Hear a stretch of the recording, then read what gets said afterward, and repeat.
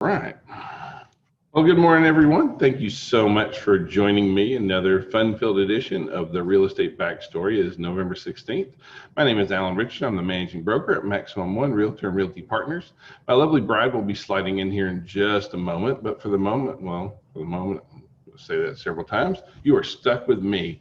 So I'm going to jump right into all the continuing education we have coming up in the next week. And in the next week, we have just a literal ton of CE coming up. So on Tuesday, we have how to become lender ready and leverage business credit. If you're interested in operating your business with business credit, it's a great class for that. We also have our accountability on Tuesday, and also on Tuesday we have fast top dollar home sales with staging. That helps you stage your properties to sell from a listing agent's perspective, kind of thing. On Wednesday, pitfalls and writing special stipulations. That's going to be by Dana, and Dana Sparks is brilliant, so she's going to be doing that. Then we have using Instagram to grow your real estate business, also on Wednesday, and then at 1 o'clock. Also on Wednesday is video marketing strategies for real estate agents or real estate professionals. Thursday, we have weird contract forms. Again, that's by Dana. And then we have also on Thursday, Georgia commercial appraisals for residential agents. Now, coming up on November 30th, we also have what we call relaunch. And on one hand, that is our post-license course. It is a free post-license class. We are going back, and it's going to be our first in-class class, I guess, since about February. And so this accounts for your 25 hours post-license credit if you need it. It is going to the post-license part is going to be done live, and it's going to be in our new Fayetteville office, which is actually where I am today. So in our new Fayetteville office, we're going to be doing those live, and then we're also going to be teaching CE classes live and via Zoom, both starting November 30th. So all that is coming up, and if you need post-license, please join us for that. But even if you don't need post-license, I'm really going to encourage you to look at taking advantage of the of the educational options that really come with that, because when we laid these series of classes out, it was designed, yes, to help a new agent build their business, but it's also help you to relaunch your existing business. So we start off, it's Monday, Wednesday, and Friday for 2 weeks. That first Monday we teach, you ever have a day when your brain just didn't work? So that's where I'm at right now. So the first Monday we teach lead generation, and that first Wednesday we're going to do technology and real estate, and then that first Friday we're going to do business planning. Then the following week on Monday we do working with buyers. On Wednesday we do working with sellers, and on Friday we do take me to closing, show me the money, and that's when we're going to have New American Funding as a lender, and we're going to have Deb and Ludo Larkin and Hunter is going to be here and going over. So you get an hour and a half with the lender, hour and a half with the closing attorney. Great chance to ask all those kind of questions you don't normally want to ask at a closing, because you don't want to look dumb. So that's kind of how our relaunch is set up. And so if you need that, please, I encourage you to take advantage of that. So I kind of want to start off with a negative, which I know sounds kind of weird, but it's I think we got to be real about where we are and who we are. And so I kind of want to run down a list of why real estate might not be the right game for you. And so, because we see a lot of people coming into our business still right now, and they don't really know what to expect. And I love the real estate business. It is a phenomenal career if you choose for it to be. But sometimes folks come in and they don't have eyes wide open. They don't really know exactly what they're getting into. If you've been in the business for a while, you're going to know exactly what I'm talking about. The first thing is that, $1 million listing, that ain't real, folks. That's just not how it is. I mean, yeah, there's a extremely small percentage of agents, but it didn't happen by accident. Most of these folks are much more about media than they are necessarily about true sales. But that's not the reality of what the bulk of realtors and real estate professionals do every day. $1 million listing is just not it. That you watch it on TV and you think, oh man, it's so easy. All I do is look at pretty houses, drive around fancy cars, blah, blah, blah, blah, blah. Suck it up, buttercup, because that's not how life really is. The next step is that you've really got to plan for your benefits, because in most brokerages, it's like benefits, what benefits? So you have to think about how are you going to handle the benefit, taking care of your family.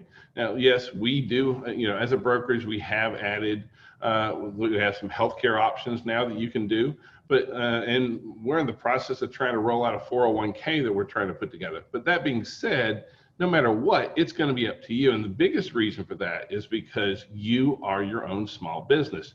You don't work for your broker. If you're one of my agents, you don't work for me. You are your own small company, and therefore you are required to take care of your own benefits.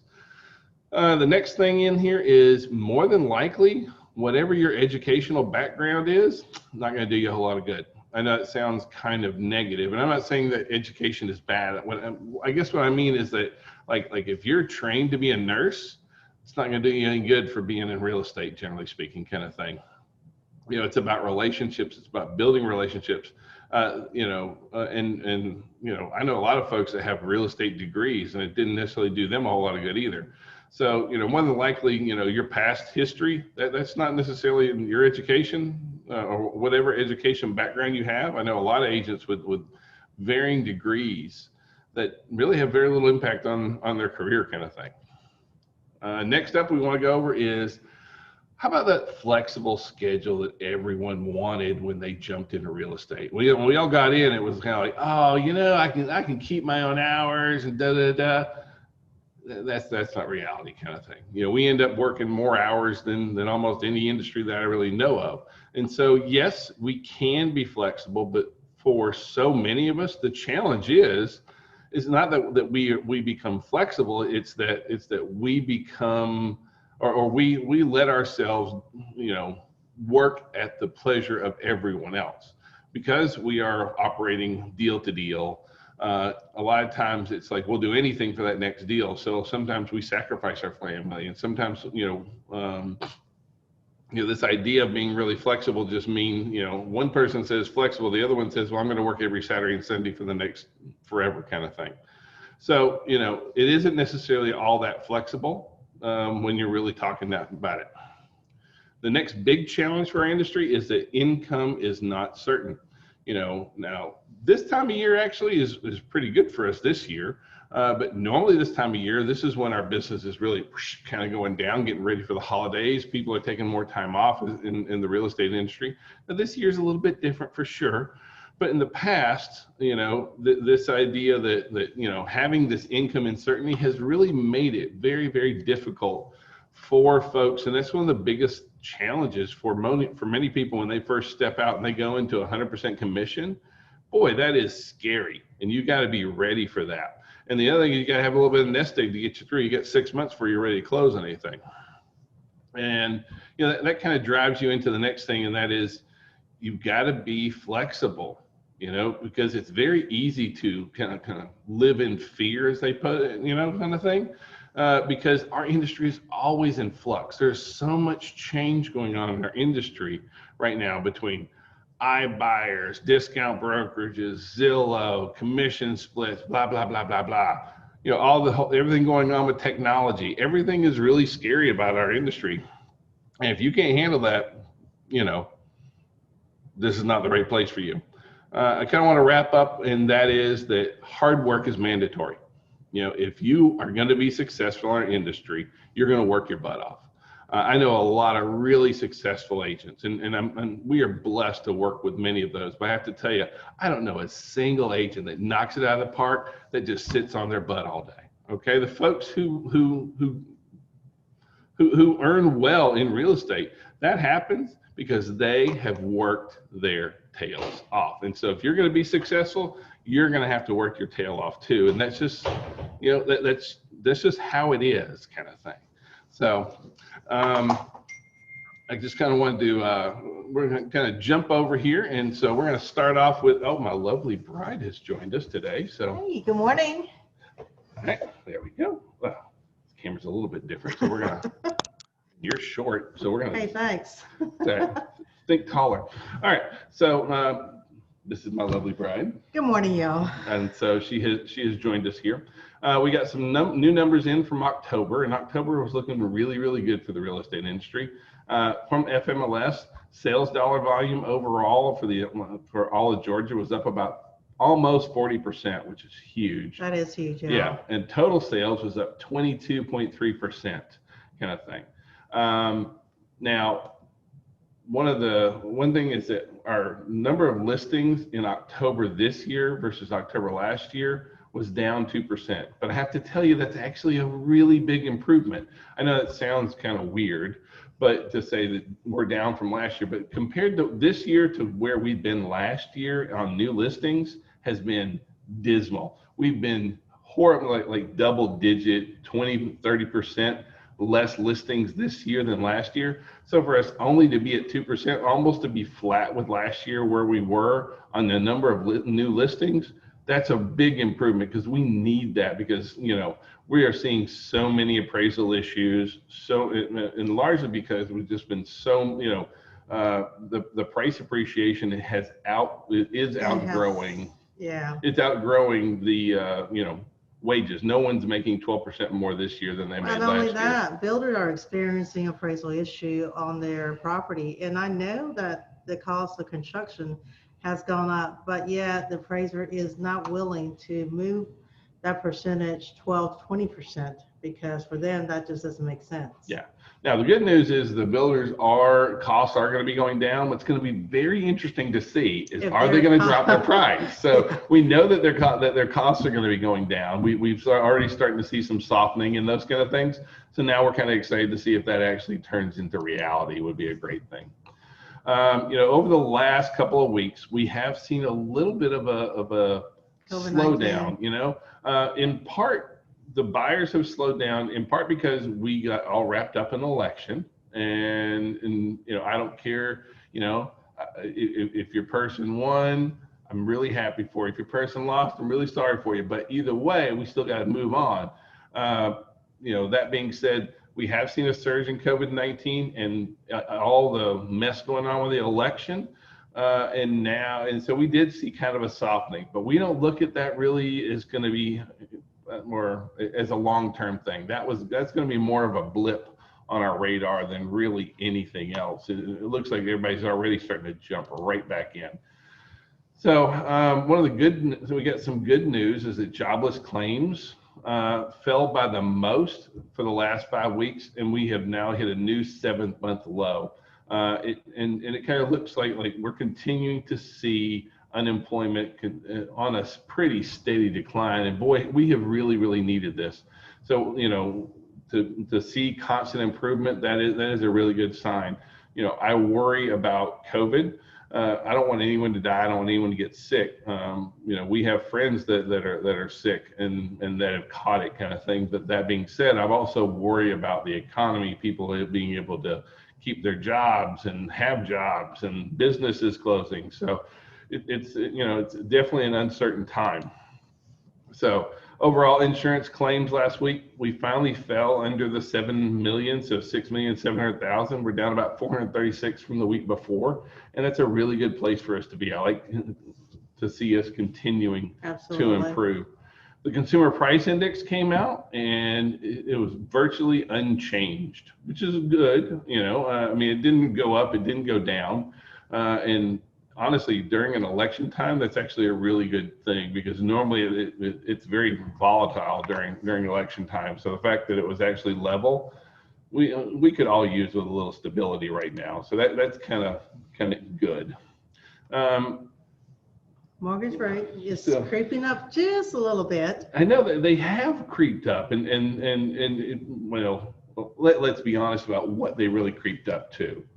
Okay, what do they creep less up than to? 3. Yeah, I guess it's like 2.8, right? Okay, so it's really good. Oh yeah, those rates are really running up. No, we did see a jump in rates last week, but one of the funny things about that is that Fannie Mae came out and said the reason for that is because of the new vaccine that everyone announced last week. And so this goes to show you that when it comes to understanding why mortgage rates go up and down, you need a magic ball for the most part, because mortgage rates are tied to the 10-year treasury. They're not necessarily tied to the Fed policy always directly kind of thing. But the fact that a virus, a vaccine, which is a really good thing, would cause our rates to go up makes absolutely no sense to me. If anything, I'd be like, well, I think it's about the consumer confidence as well as, they think things going to be moving now. There's less fear in the air, and therefore transactions will go up. Yeah. So in showing with the a little bit of a slowing, mortgage demand for home purchase applications dropped to its lowest level in 6 months last week, which sounds really scary.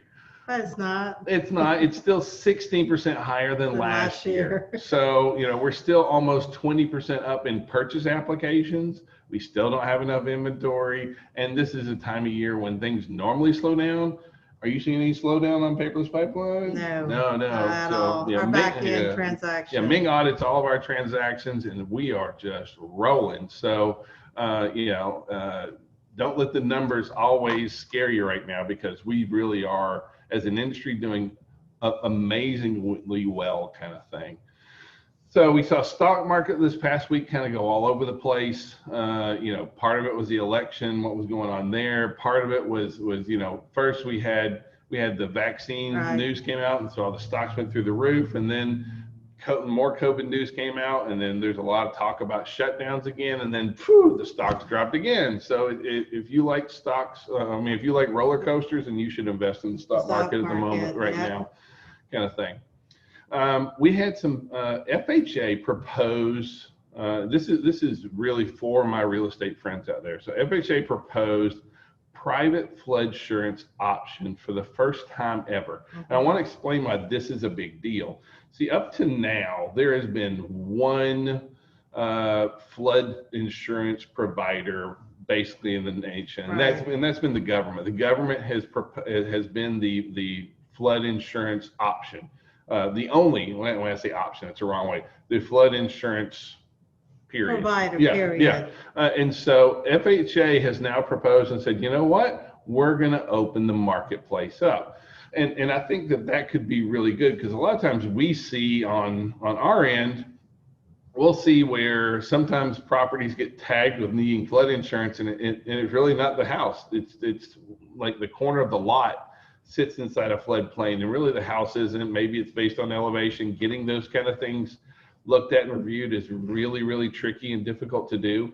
So I think that having more options for our buyers and being able to use private flood insurance is, I think, a really good move, because I think if we can have more players in the market, because honestly, flood insurance is outrageously expensive. It's normally 3 times your regular home hazardous insurance.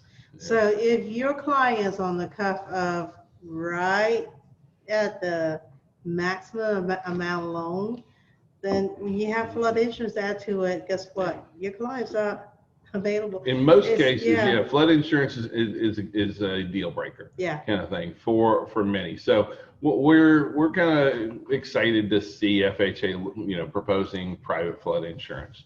Another group that we had that changed some things around this past week, and so if you are a realtor, National Association of Realtors rolled out an expanded ethics,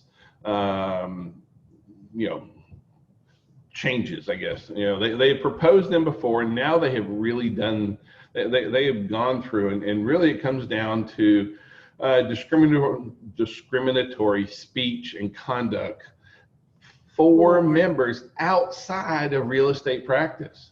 And so where this really kind of goes into effect is like, on social media. And basically, if you were a closet racist and a realtor in the past, you could have gotten by with it. If you're a closet racist and a realtor now, you're going to get busted for it, kind of thing.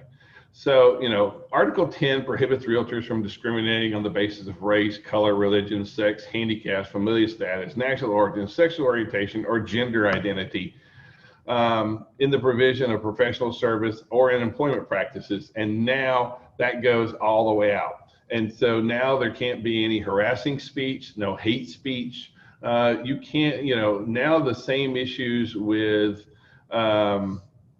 like making off color jokes, sexist jokes, things like that. That's a no-go for the realtors.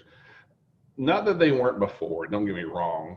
And I don't see a huge issue with this in our industry already. I'm sure that there's always going to be a certain percentage out there. But one thing I kind of like about where the new NAR ethics goes is that for the first time ever, they have now added teeth, meaning in the past, if you got a complaint that went to the board, it pretty much ended there. You might get your hand slapped, you might get disciplined. Now, if that happens, the new rules say that you're supposed to share that the boards, if it's serious, are now required to share that with the state real estate agencies for each state. So on one hand, I like that it adds teeth. My only concern is that it is pretty vague in some of the language and the way that how this can be interpreted, it may pose some issues. And so that's my only kind of concern there, kind of thing. So, I can tell you that overall, we are here to sell houses. We buy and sell real estate. We help people do that.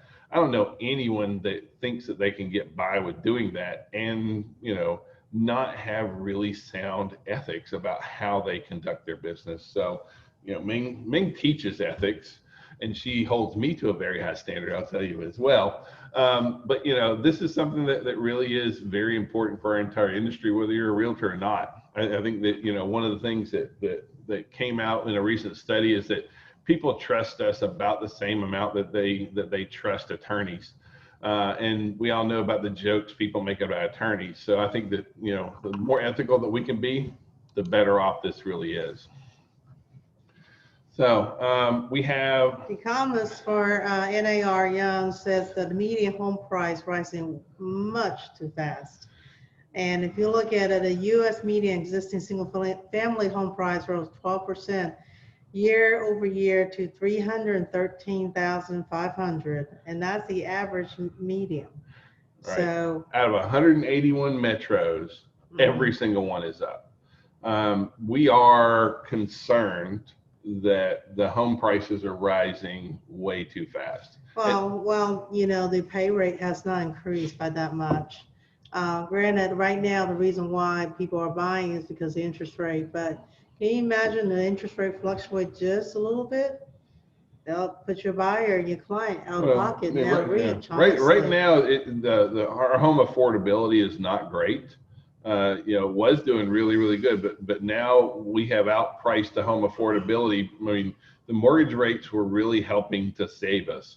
And the reason this is really kind of coming to a front right now is that, we have gone through the whole COVID thing, and prices have been steadily increasing. And now here we are facing this year versus last year. And now we're running steadily between 10 and 12% over last year. We're having just a ton of appraisal issues. At some point over the course of the next year, that's going to start leveling out. We're going to start hitting more consistent numbers. But right now, it sure stands out being very stark. We are all, I think most of us have, lived through 2008 and saw what happened when you create a bubble. So we are concerned about a bubble. The positive side of this is that the reason that I don't feel this is a temporary bubble, and that's because real estate is dictated by the laws of supply and demand.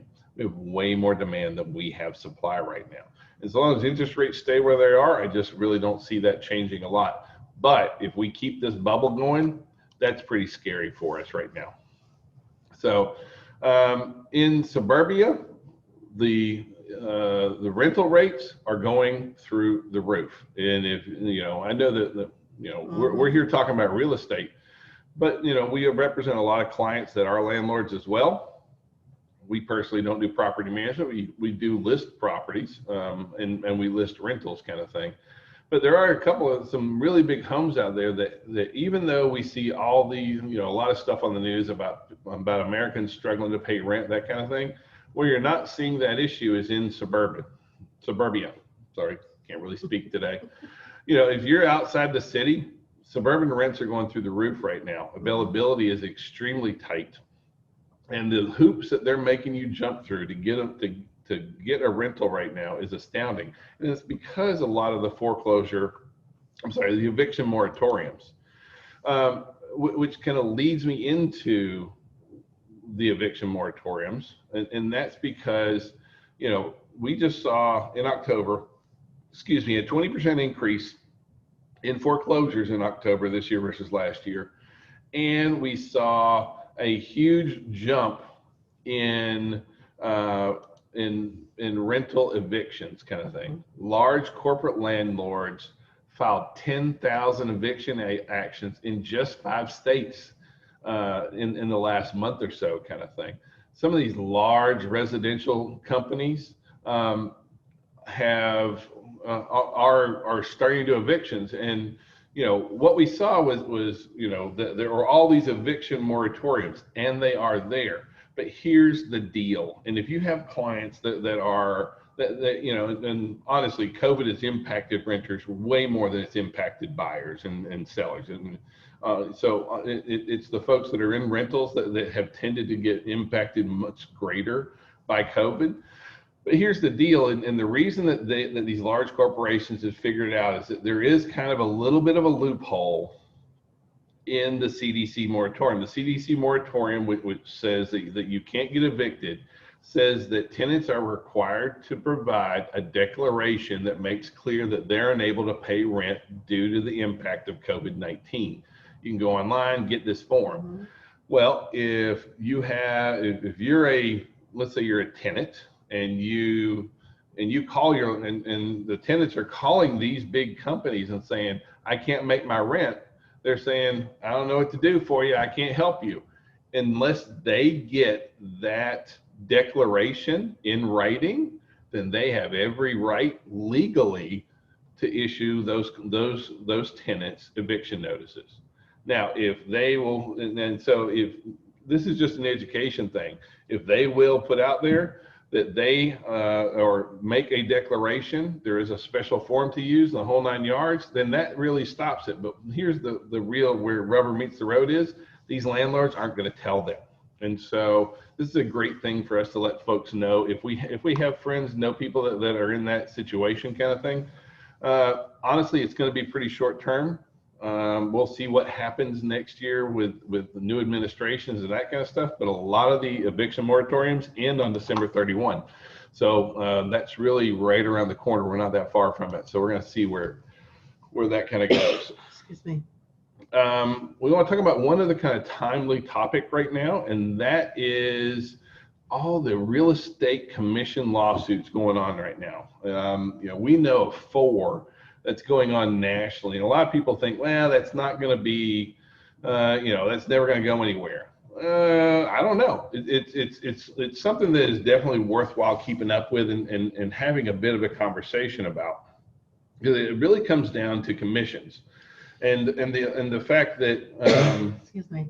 that the sellers pay both the buyer and the listing agent commission, but they don't have the ability to negotiate the buyer's commission on the other end. Now, in the past, the argument's always been, well, you have the ability to do that, just no one will show your home. And there is no price fixing in real estate.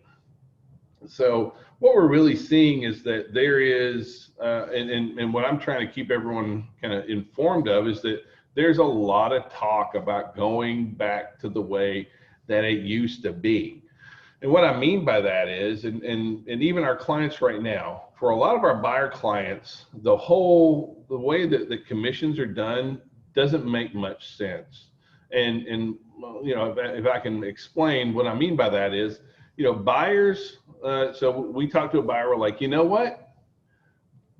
These guys over here are going to pay our commission, but I owe you fiduciary interest and I'm going to do what you say, but they're going to pay me. Does that sound fair? Does that make sense?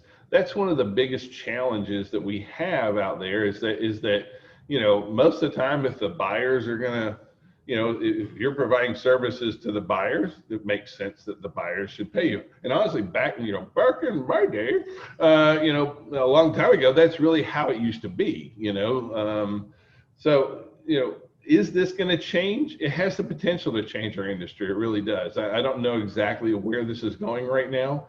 There's no lawsuits currently pending in the state of Georgia that I know of anyway. But out throughout the nation, there are many going on. And even though NAR has gone to fight on several of these, NAR got shut down on the last two. So that's something just kind of keep aware of, kind of be in the know, as it were, kind of thing. So next we'll talk about 5 return on investment upgrade home buyer well love. But what we want to really show on here is that when we talk about return on investment, almost all the best investments that your sellers can make don't make them any money. Right. Okay. And so like the very first one that we want to talk about is installing hardwood floors.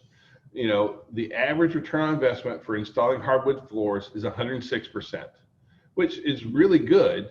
But a lot of times our sellers will come to us and say, if I do this, how much am I going to get? If I do this, how much am I going to get? And what you're going to see out of the top 5 upgrades that you can make, they're not going to make anything. And that they'll sell faster. You're going to sell faster. You're going to sell quicker. You're going to have less concessions. There are other advantages to that. But a lot of times we'll be like, well, if I spend $4,000 on hardwoods, how much do I get out of that? $4,000 kind of thing. It tends to be almost on all 5 of the ones that we're going to go over, almost a dollar for dollar kind of return on investment. So the first one, like I said, hardwood floors has a return on investment of 106%. Our second, remodel your kitchen. So the kitchen, very much a focal point still. Oh, big time kind of thing. But the improvement on a kitchen is a 98%, which is good. It's really good. That means basically for every dollar that you spend, 98 cents of that value goes right to the home as well. And that's a good return on investment. But a lot of times your sellers want to know, well, can I get more for that? It doesn't seem like I'm using my money wisely kind of thing. It is, talk about the benefits of improving the home. Well, first of all, you allow the buyer to walk in the property, feel confident that the property has been recently renovated. There is no hidden deferred maintenances.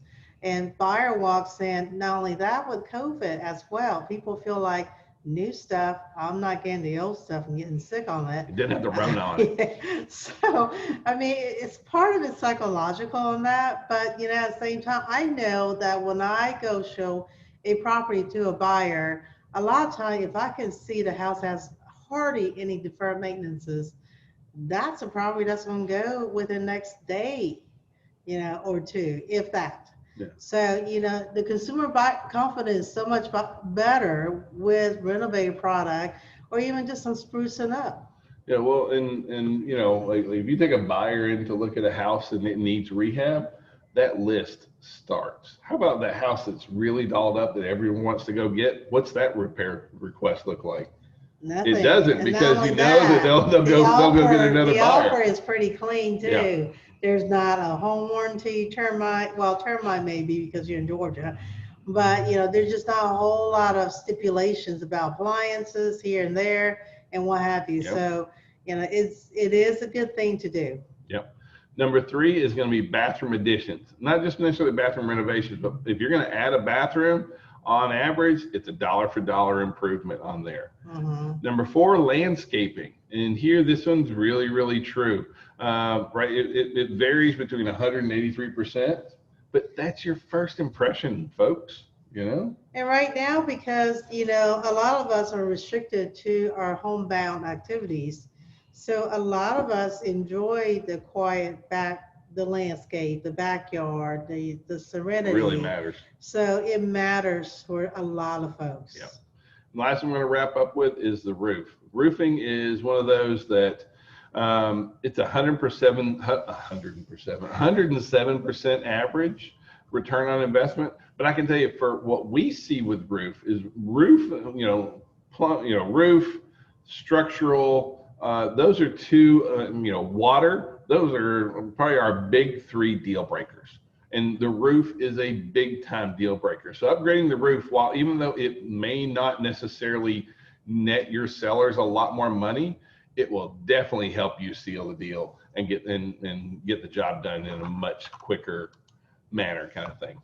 So thank you very much for the day. I appreciate you starting off your Monday with us. Yeah. Yes. Well, so we appreciate it. And we hope you guys have a wonderful week. If we can be any service, please call, text, smoke signals. We answer it all. So y'all have a great week. Have a happy, fabulous Monday.